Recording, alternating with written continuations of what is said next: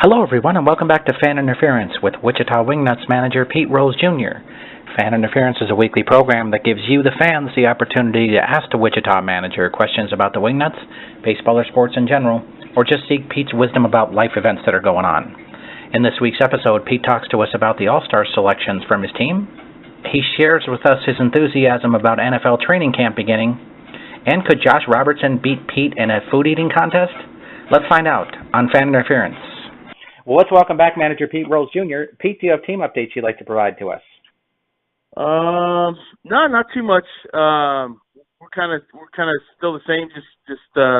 We had made the move with Wilson and Charlie Leesman. Charlie went and got a shot on his forearm, just some tightness. Shut him down for maybe a month or so and see what happens. But other than that, man, we're just rolling right along and just getting closer to the dog days of summer here. Before we head into fan questions, I just wanted to start with the fact that the pitching staff suffers a couple of really unusual injuries. How does this affect your starting rotation at this point? It doesn't really affect us much. Tyler Kane came up a little stiff last night, with his back, so Jesse Pratt jumped in, and we have Garrett Gold. He's going to pitch on, I think it's Sunday. I'm going to give Kuz, give him some rest. It's getting towards that time of year to where, pitchers are starting to get up there in innings. Kuz is usually a closer, so he's basically at his full season right now as far as inning-wise. So, if we give guys a break here and there and have other guys step in and take the ball, we should be okay. But as far as, some injuries and stuff, nothing major. But we got guys, guys that can be long guys, and then we got guys that are horses that can come in and just, gobble up some innings. So I think we'll be fine with that. You sweep Cleveland this weekend and then take 2 out of 3 from Winnipeg. A pretty good week, I'm sure you would agree. Absolutely. I mean, obviously you want to try to split on the road. You want to win at home, and we did both. So it's definitely a good weekend. I mean, or a good week, I should say. I mean, boys are playing well. Like I said, we can get better in a bunch of areas, and we're going to keep working to get better. But all in all, how can you not be happy with where we're at right now? And but like I said before, it's just July, and if we're sitting here coming up on September, I'm going to be a lot happier than I am right now. But as far as the way we're playing, guys are coming to the ballpark, playing hard, doing the things that we normally do, which is being on time and playing the game the right way. So. I have no complaints. I mean, they've just been doing it from day one, and they continue to get better. You had 4 players chosen to the All-Star team, but not a single pitcher. So I'm curious what your thoughts are about the players who were selected and those who were bypassed. Well, this is kind of like asking me a Pete Rose Sr. question. I'm biased. I think my starting 8 and my starting 9 all should have went to the All-Star game, with, I'm sure, Cleve would rather have the time at home with the family, but, you got Christian Stringer and Leo Vargas and Prigatano and Sal. I know you can't take them all, but still, I think I'm biased towards my guys, but, I was a little surprised we didn't have a pitcher taken, but, that's a tough job for Rick. He does a great job with the Winnipeg club, and, he chose the best guys for, what he thought, and you just got to go with that. But, definitely a little surprised, but, I was surprised last year. We only had 2 guys last year, the team we had last year, and, this year it's kind of the whole league instead of the South and, the Can-Am together against the other things. So, who really knows? But I'm happy for the 4 guys that went, definitely deserved. I think, the MVP of the halfway point, which is, our third baseman, which is TJ, I think he should be a starter, obviously, but, he's had to be going. Harry's having a great year. Marty Medina's been great behind the plate. Solid leader on the field and swinging the bat really well. And Chavi, Chavi's picked up where he left off last year. So, happy for those guys, and disappointed for all of our other guys. But I don't think it'll affect them at all. Kevin Luco, who does a show with me about the American Association, was joking that how well your team has played this season, it really should be the Wichita Wingnuts versus the rest of the All-Stars of the league. I'll let other people say that. We're not. I think you've been around me long enough. We're not that way. We just, we just show up and play ball, and then whatever happens, happens. But, like I said, I'm biased towards my guys. I get to see them day in and day out, and Like I said, I wouldn't want to go to a battle with anybody else than what I have, here in Wichita. So I'll let those people say that, and if it happens, it happens. I think we'll be okay with that. But let's just be happy for the 4 guys that are going. I wanted to ask first, before we head into fan questions, Anthony Capra, pitching coach for your team, ejected last night in the first inning of the game. Are you rubbing off on him? People are probably going to start saying that, right? No, it was just you watch a game last night. It wasn't very fun to watch. I mean, I think one call in the first inning. I think it's a 1-run game, but baseball is baseball. You know how that is. Sometimes you get the call, sometimes you don't. But he's just sticking up for his pitcher, and I was right there with him. And I was hoping that maybe I was the one that they threw out, but it was Cap. Hey, he went to bat for his guys, and I don't blame him. I was, it was a tough night to watch. It just kind of seemed that we weren't getting, any of the calls, which is okay. But, it is what it is, man. I mean, it was his first one. I think we kept the lineup card for him to give to him, but, hopefully that'll be his last one, because I told him I need him in there for the pitchers. I was leaning on Coop and Kuchmal last night to be my associate pitching coaches last night. But, Cap did a great job sticking up for Jesse, and, it's just part of the game. Yeah, I thought Ryan did a fine job as the acting pitching coach, but I was going to say he needs to work on, he ran out there to the mound for a couple of times. He needs that slow walk that Cap or Luke Robertson had. You know what? He was nervous. He threw out. He just put a new sucker in his mouth. He threw that out. I asked him, why did you throw the sucker out? He should have kept the sucker in and just walked out. But Aquaman is Aquaman, and we'll just kind of let him do his own thing, which he does all the time. But it was good to have the 2 older guys, him and Coop, to kind of just be there and count pitches. And Eddie Medina was down there, so it was a group effort last night, and we needed a group effort just to just get through the game. I mean, when Tyler came up a little lame, we really had to figure out how we're going to get through 9 innings. And credit to our guys, they battled and they got through it. Well, let's head to fan questions. We first of all start with Clark from Wichita. He says, Eddie Medina looks so good this year after having an up and down season last year. Is that a product of him having a more defined role this year? I think it's just a product of him just getting out of his own way. I think last year, Eddie, we all know what kind of stuff Eddie has, and I think it's just a matter of him just not trying to be too perfect, just going out there and just letting it eat, so to speak. When he goes out there and just competes, he's one of the top guys in the league, that's for sure. But, he could do both the roles. Obviously he started in the bullpen again this year. Obviously he's in the rotation now, but he's a guy you can throw any part of the game. He can start, he can close, he can do whatever. But I think once he just believes in himself and try not to be perfect, it's okay to give up a hit, to give up a home run, to walk somebody, and not try to be perfect. I think Eddie's going to be fine. I mean, it's shown this year, and he's been 1,000% better as far as just going out and competing and not worrying about this and worrying about that. And I think that's what the difference has been. Brad from Eureka asks, he says, with the team rolling as they are and Cleburne struggling, is it hard to stay focused when you have such a commanding lead? Not at all. I mean, you gotta be around our guys on a daily basis. It doesn't really matter who we're playing. I mean, if it's the best team in the league, the worst team in the league, and anything in between. I mean, we come to the ballpark every day, and they come and they're ready to play at 7:05, and they want to play for each other. And that's something you can't teach. And they enjoy being around each other. And you're going to have nights like you did last night, but we were still in the game. We had the tying run at the plate a couple times, being down 7-0 early. But it's a group that it doesn't really matter what the circumstances are, what the surroundings are, if we're playing on a bad field or a good field or whatever, as long as we're in the same clubhouse and we get to get on one another before the game and kind of get ready the way we do. Everything kind of just falls into place, but it's not tough at all for these guys, and it's a tribute to them. I know you aren't one to like to answer pitcher behavior questions, but Gina from Wellington asks, why do all these pitchers seem to like to grow beards?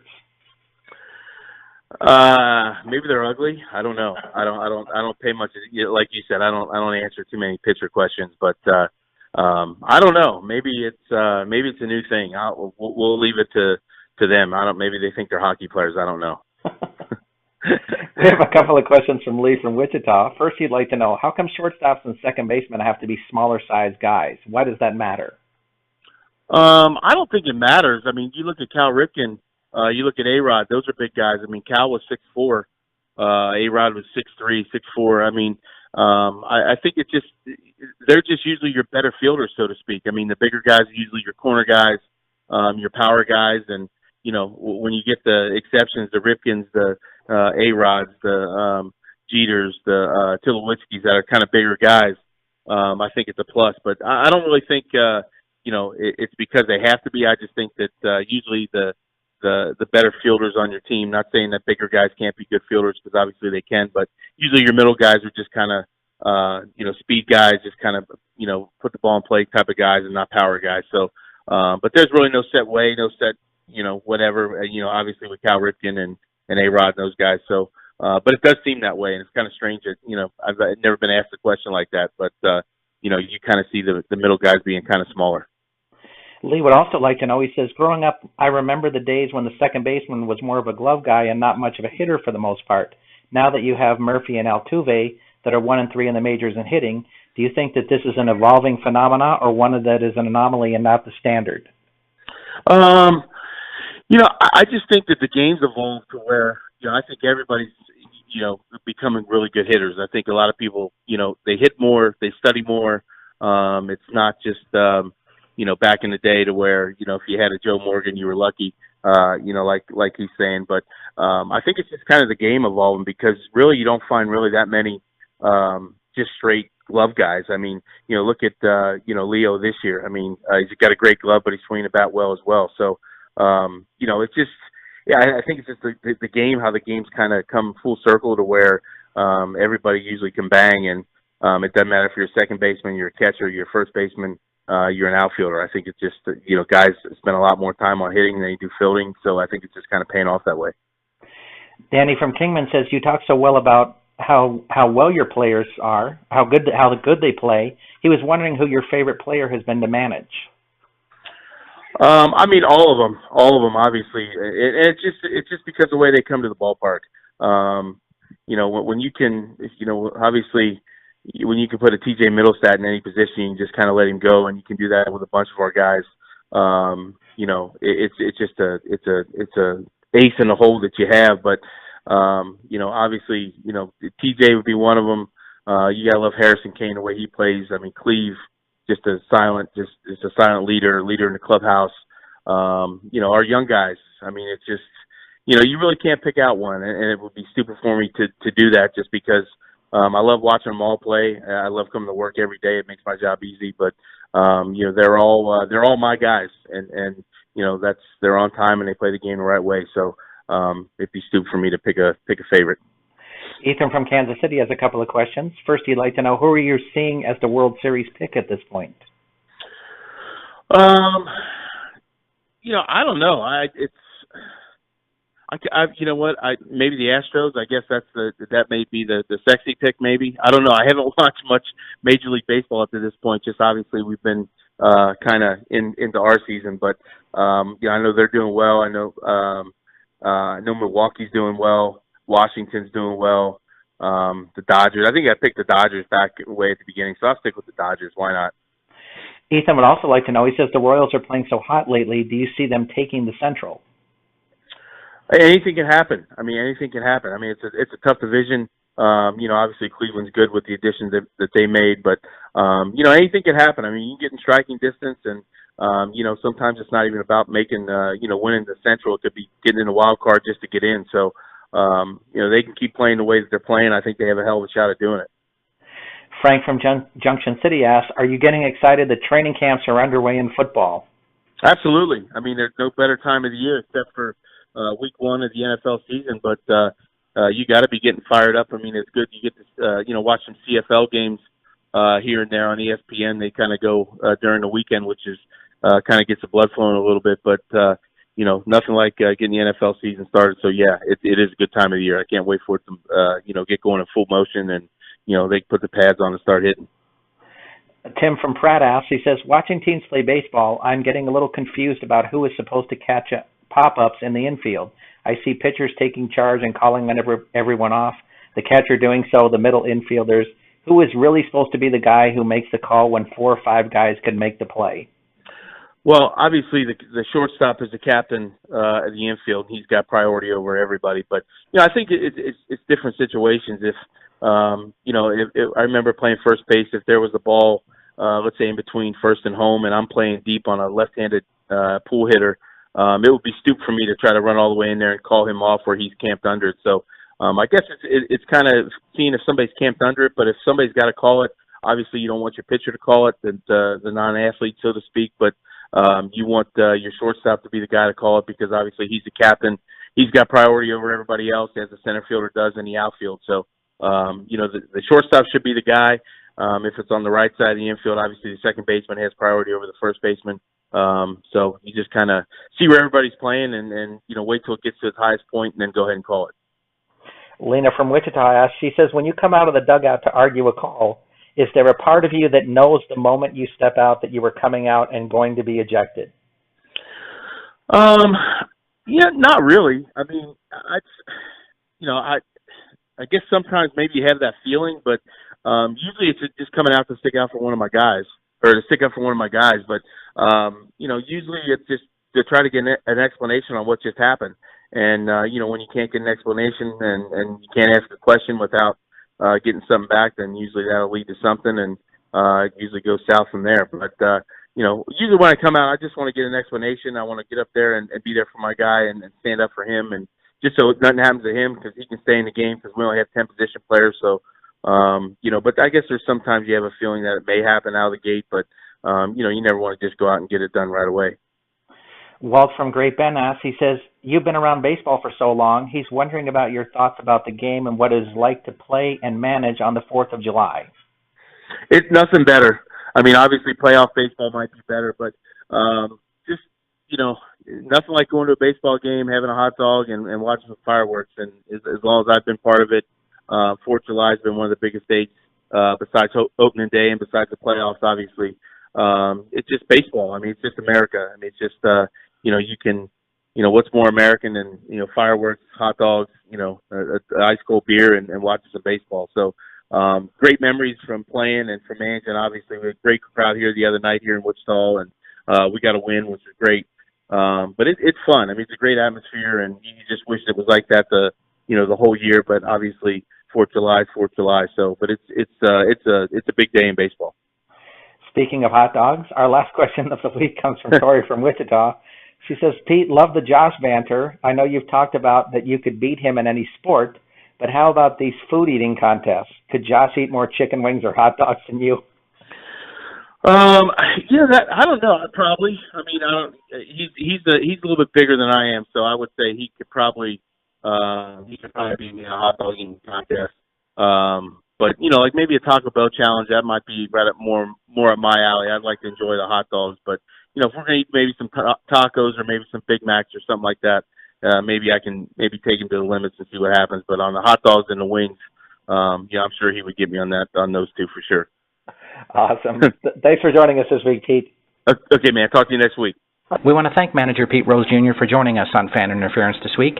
If you have your own questions you'd like to ask the Wichita Wingnut skipper, please send them to us at askpete@minorleaguesportsreport.com. That's askpete@minorleaguesportsreport.com. Please have your questions to us by Sunday evening so we can give the skipper a little time to review them before we record the show. I'm Rob Pannier, the managing editor of the Minor League Sports Report, and we'll see you next time on Fan Interference.